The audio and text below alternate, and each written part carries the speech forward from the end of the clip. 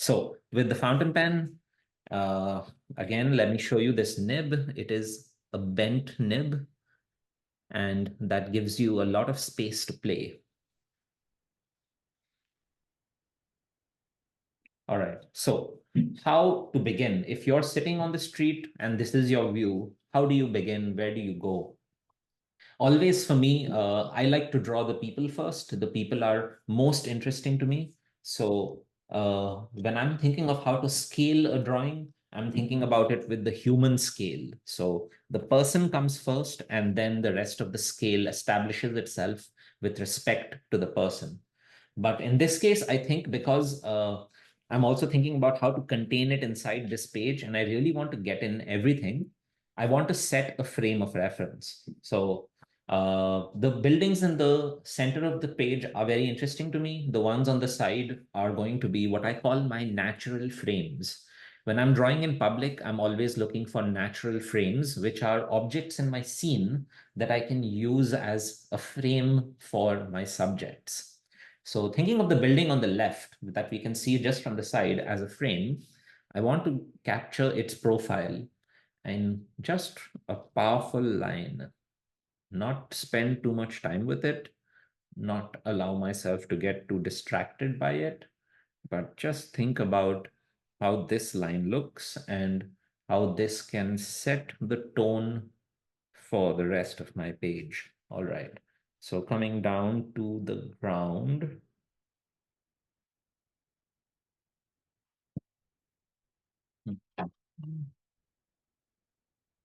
This is where we meet the first character on this scene, a lady in a corset.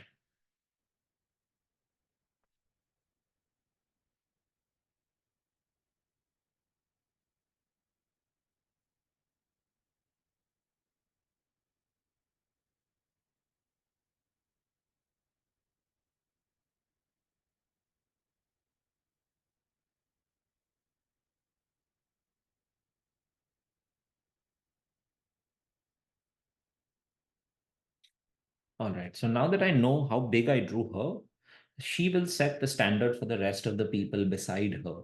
There are some posters behind her which are fun. Maybe I can give you a suggestion of that with a single, not a single line, but at least strong lines. And it would be useful to also draw this line at this point. So let's see where this should go. Something like this.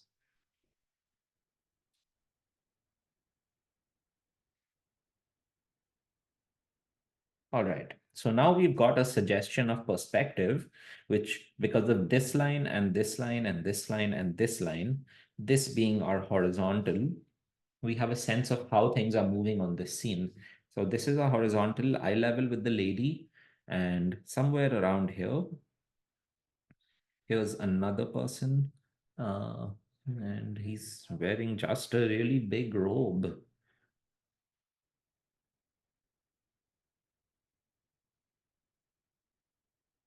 Interesting. And another person jumping off from this, maybe petting the dog or at least looking towards the dog.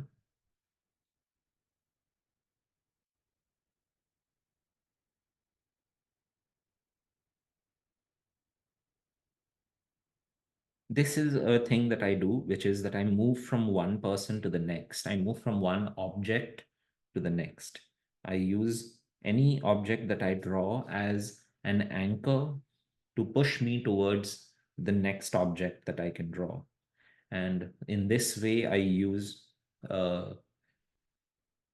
people in my scene to help me establish the scale of everything else.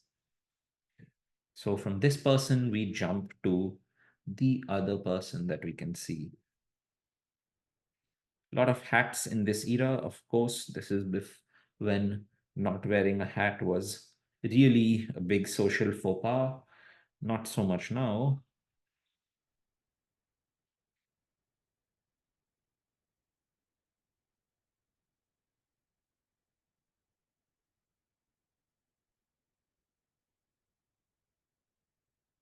All right. So just slight details, because details are not the most important part of these people. This scene, because this scene is not about any individual person. This scene is really about, is that person with his hand in a sling? I don't know why it seems that way. Um, this scene is about just the fact that we are seeing a crowded street and lots of people, lots of activity, lots of life. So these people matter, but they don't matter as individuals so much.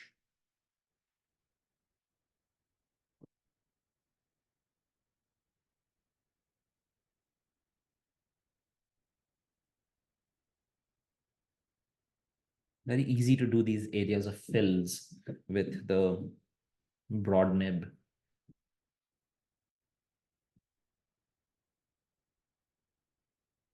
Okay, so another person at the back.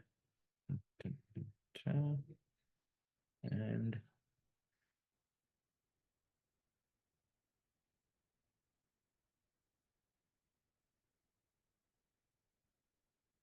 all right, so we have this section. We can think about if you want to add details for this building. I don't really care to do that, but I do want to stay consistent with, this part that I did. So I want to bring this down and I want to take this up.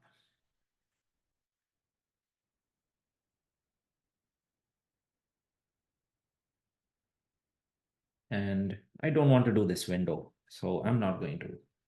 Um, there is a line going from it, which I will come back to later. What should we do next? I think I want to do the background. I want to go for this building, the church itself, because this is an impressive structure, and I want to think about where my peak should be. My peak is roughly over the head of these two people. So somewhere here is my peak. This little flag slash wind vane, and somewhere here is the base of this. Not so easy when you're reconstructing. And I don't want to get into too much construction mode. I want to keep it free. So I'm just going to move with it. Let's see. Maybe there's a mistake. Maybe I screwed up, but we're going to live with it. Let me bring this down.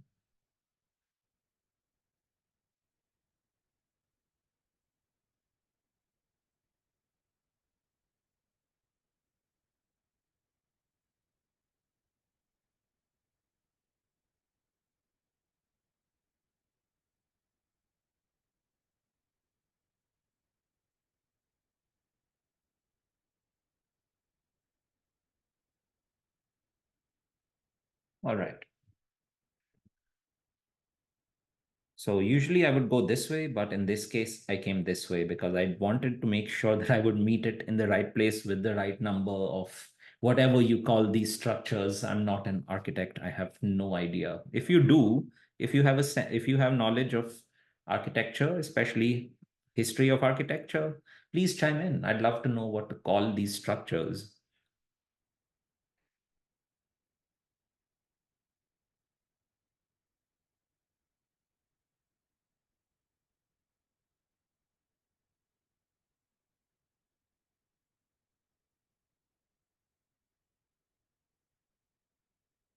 Small imperfections in the scale you can see, but we're not going to let that stop us. That is not the most important part of this scene.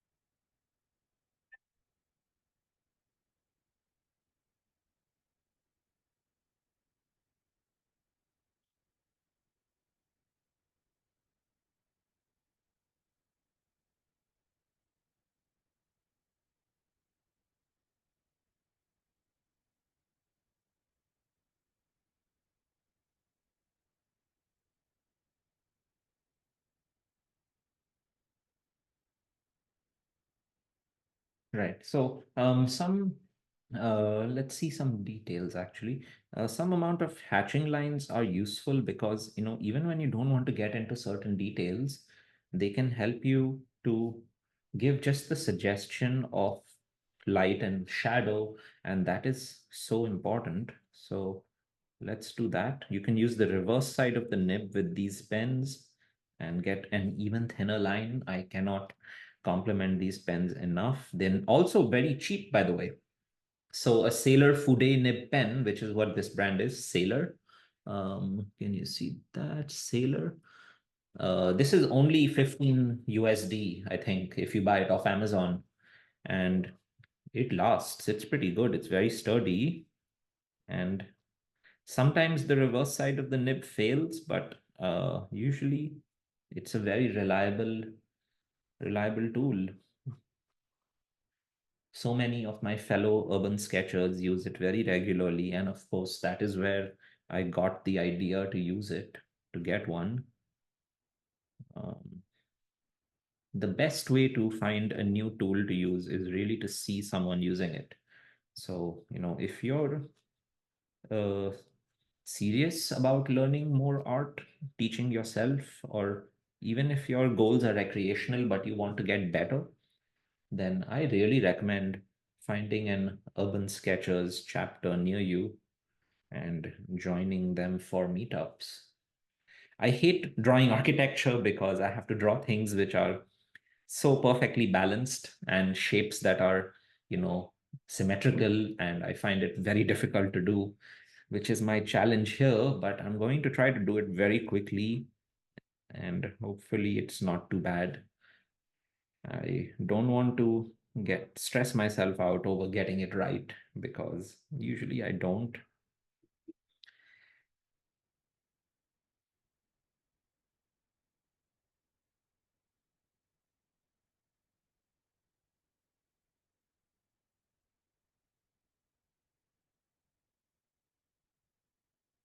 All right, not too bad. So, suggestion of age with all of these shadows and some signs of dirt.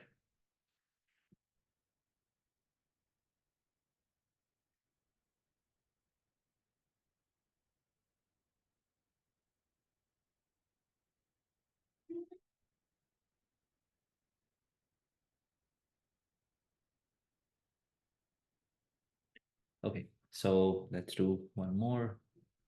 Ta, ta, ta, ta. And think about how we would bring this down. So, uh, using my cues from where I positioned this window to where everything below it should be.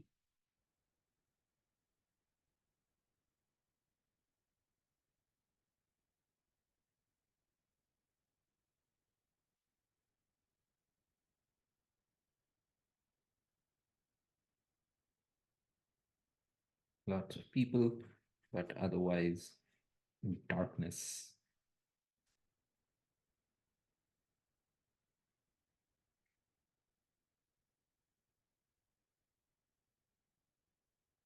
I think I see a street lamp.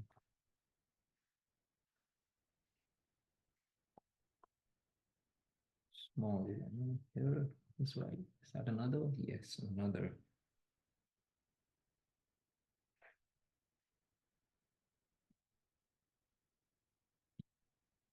Here's where our tram is.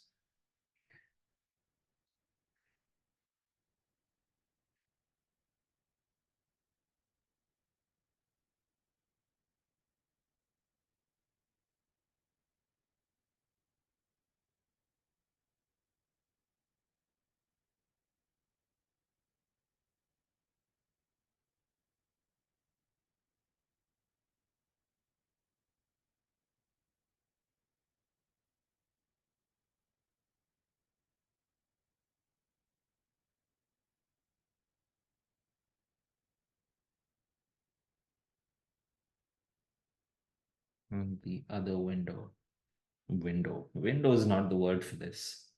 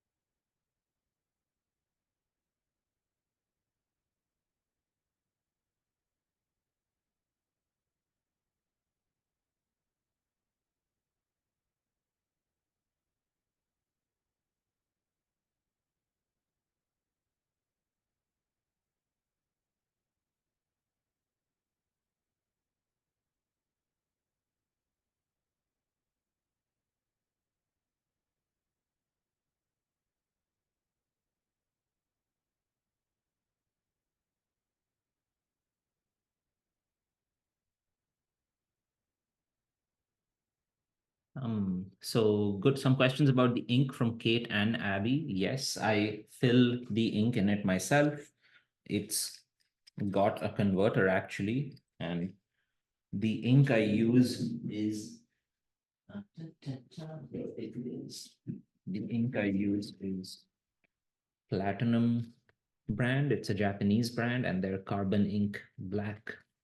This is the best, darkest ink I've been able to find. It is also waterproof.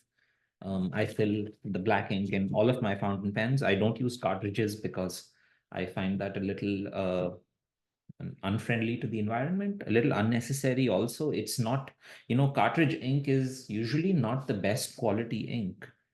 And so when I started doing commissions, I decided I would not use that kind of ink anymore. And I really like to change up inks now. Uh, it's another rabbit hole that you go down once you get into this kind of work. And using cartridges, using converters gives you a lot more freedom in that respect. I have a small collection of ink bottles as a result.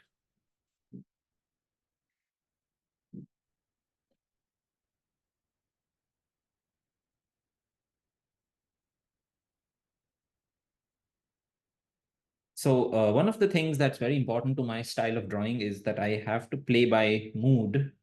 And as soon as I get a little tired of my scene, I allow myself to drift away from it. So this scene, uh, the background of it is not the most interesting thing for me. Kate, yes, the name again is this. It's Platinum Carbon Ink Black. So Platinum is a Japanese brand of fountain pens. They also make this beautiful ink, and the details of it is carbon black. And you should be able to find it on Amazon if you have access to a good stationery store, possibly a Japanese fountain pen store. You should also be able to find it there. But Amazon is your friend, and in this case, and you'll be able to get it there. This is how I've been able to find it. I haven't been able to find it in any of the physical stores around me.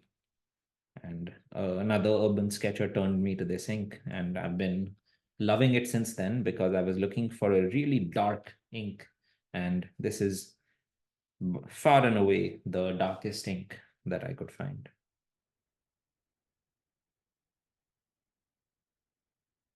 All right, so back to mood. Structures like these are not very interesting to me. I don't enjoy drawing this way, thinking about getting every little thing right. Um, because it gets me in the mindset of thinking about how I might get it wrong. So I like to go by mood, and I like to be very quick with it so that I can defeat this sense of fear before it creeps in and it starts affecting my drawing. Kate, that's a good question. Lamy Safari versus the Fude Nib. I definitely prefer my Lamy Safari. Like, I love this pen so much. I think it is my favorite pen by a big margin. One of the reasons to not enjoy this one, urban sketching at least, is that this the converter reservoir is kind of small. It's not very big. So you have to, if you use this every day, I think you'll have to fill it every couple of days or so. So that's one point against it. The other is that it's kind of large. It doesn't sit so comfortably in my pocket. So it's not working in that style in that way for me. I can't really take it everywhere. I can't draw with it on commission. I just love my Lamy so much more. CJ uses a Lamy Joy. I have not had a chance to use that. Uh, Curious to try it sometime. Lamy recently they sent me a pen. This is the Lamy Scala, Scala. It's a good fountain pen. It's not as much fun as my Safari, but I like to use it sometimes. I use it when I'm drawing at my desk and I don't want to finish up the ink in my Safari. Then I sometimes use this. But back to your question, Kate, the Safari is easily easily my favorite. I'm not able to, even though it's been 8 years and the nib has become a little loose now, the cap has become a little loose now, so it tends to open when I leave it in my bag sometimes, which is not a very good thing. I'm still not able to let it go. I'm still not even letting myself buy a new one. I just want to keep using this one until it completely breaks down one day. I just really like it.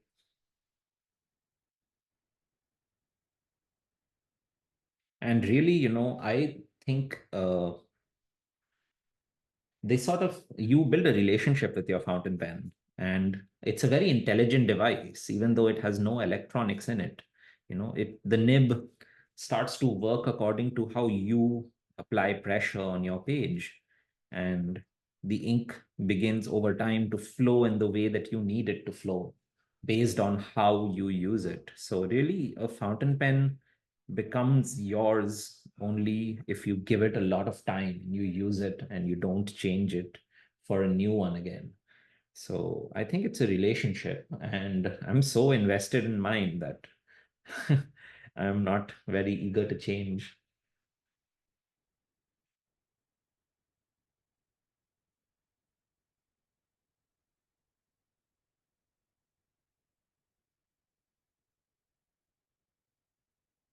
These tiles on the top of this church, these diamond shaped tiles, they remind me of something, of the castle, well, the church near the Fisherman's Bastion in Budapest.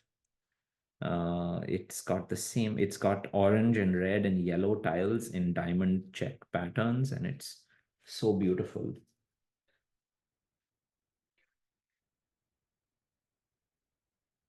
But okay, back to being tired because I hate to draw windows. So this is what I do when I see lots of windows and I don't want to draw them.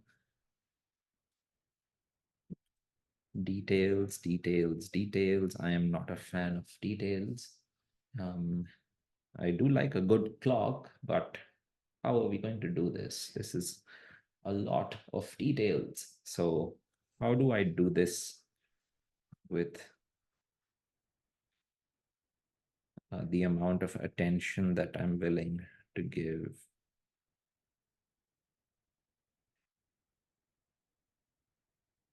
Let's find out. Really terrible, really wrong, but uh, I have a limited attention span with these kind of details.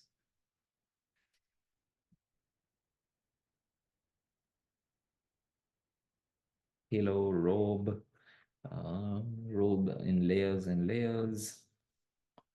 No doubt they are some kind of patron saints for this city and whoever was living here at that time.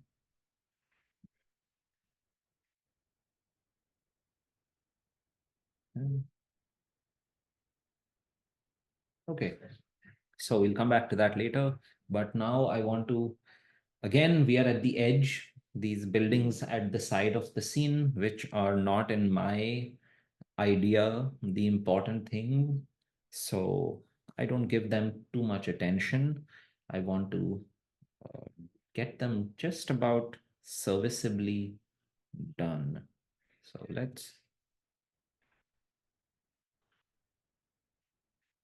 let's see how much I can get away with that spirit in mind.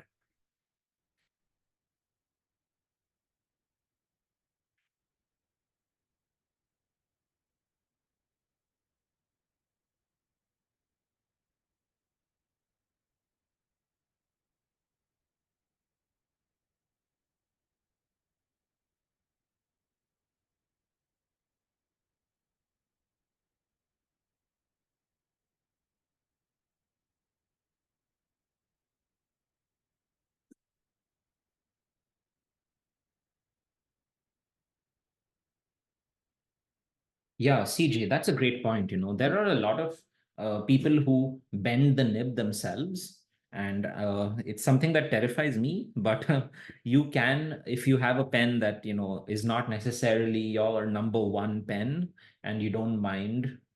altering it. I think you can have the nib bent slightly. You can even have like a fine nib opened out slightly so that it gives you more ink, and then it becomes, the nib becomes a thicker nib in a sense. So there are lots of things you can do to play with your fountain pen, and you don't just have to accept it as what's been given to you. So if you can find a good fountain pen store, there is so much customization that they are willing to do. And I do suggest looking into that. All right, coming now closer to our foreground again, we have some people walking together, and I would love to get more details for their faces, but this picture is just dated enough that they look like drawings themselves. Actually, this is also a gown, I think. Okay.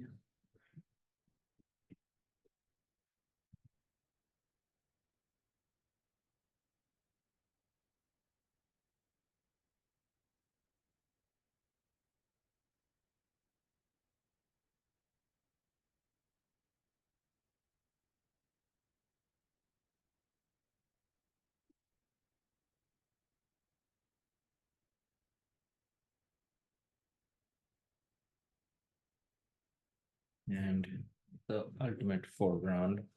Sorry about the noise. I'm at my studio, and one of the people who use this space is a DJ, and they like Saturday mornings to work. So I have to listen to not very cutting edge, not exactly retro, not the best techno music.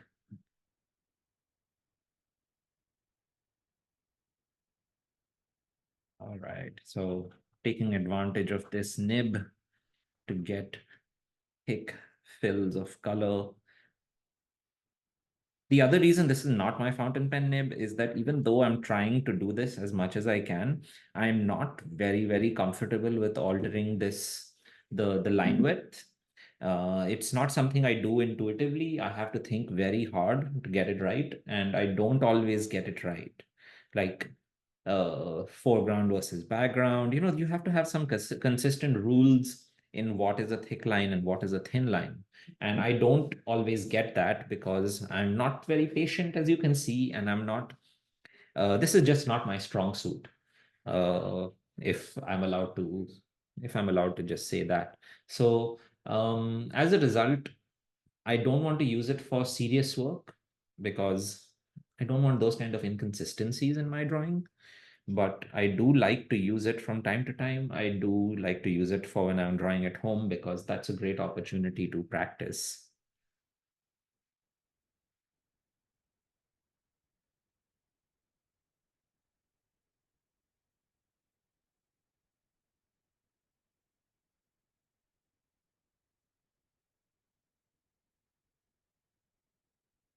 Let's not forget some details here.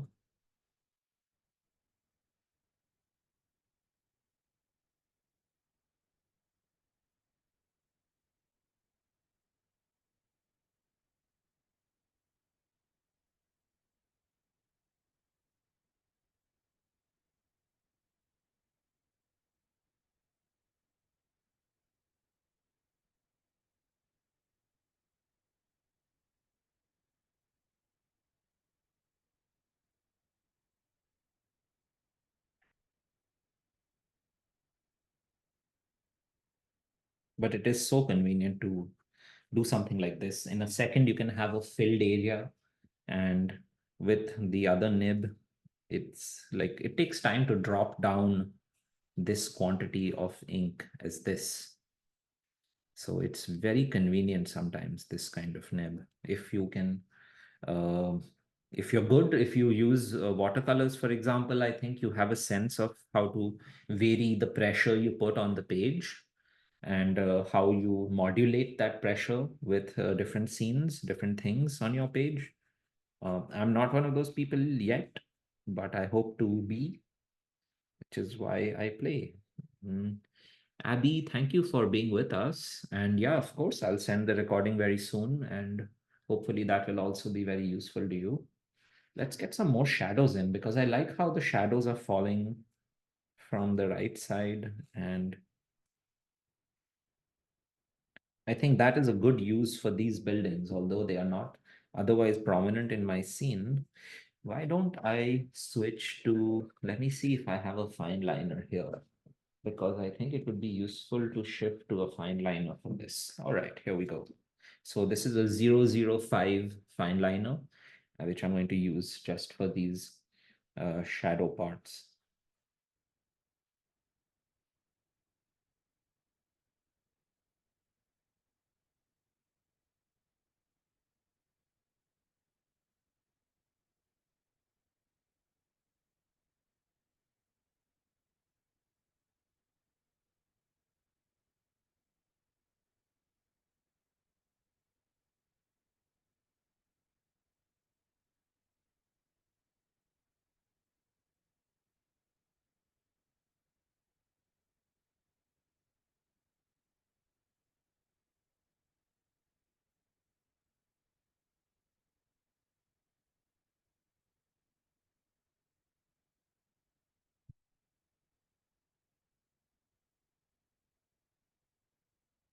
I'm glad to hear that, Jack.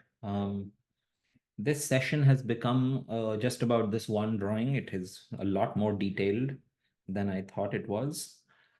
But I'm really glad we took the time to draw it in so much detail because it's been worth it. It's so interesting. I'm really enjoying making this. I'm curious to know if anyone else has also drawn it. If you have been drawing with me and you have also drawn this scene, and if you would like to share what you've drawn with the group, please unmute yourself, say something in the chat, and I would love to spotlight you just so we can see how you've interpreted it. And it would be fun to think about how you began, where you went, how it differed from what I did, because we learn so much from thinking about other people's approach.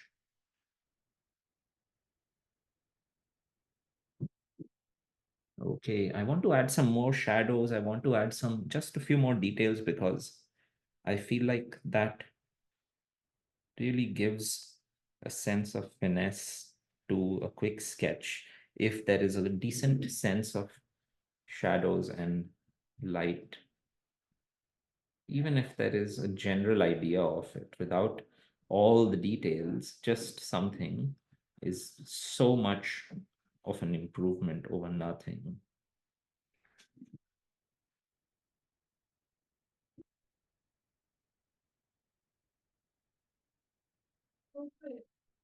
Right, I want to do something for the dirt here, like just this mark of time.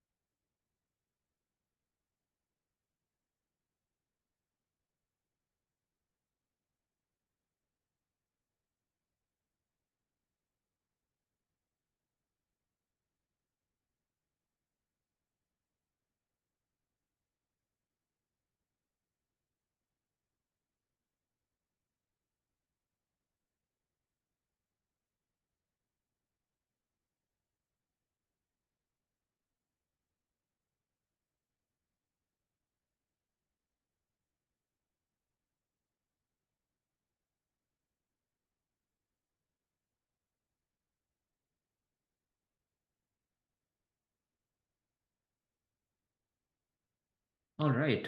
So let's see your sketches, Lisa. I'm going to spotlight you in a moment. Let me just see if there's anything left I want to do to this one. I want to bring this a little closer to the camera just to show you guys how it went. Maybe one telegraph pole is not out of place. Maybe another. I,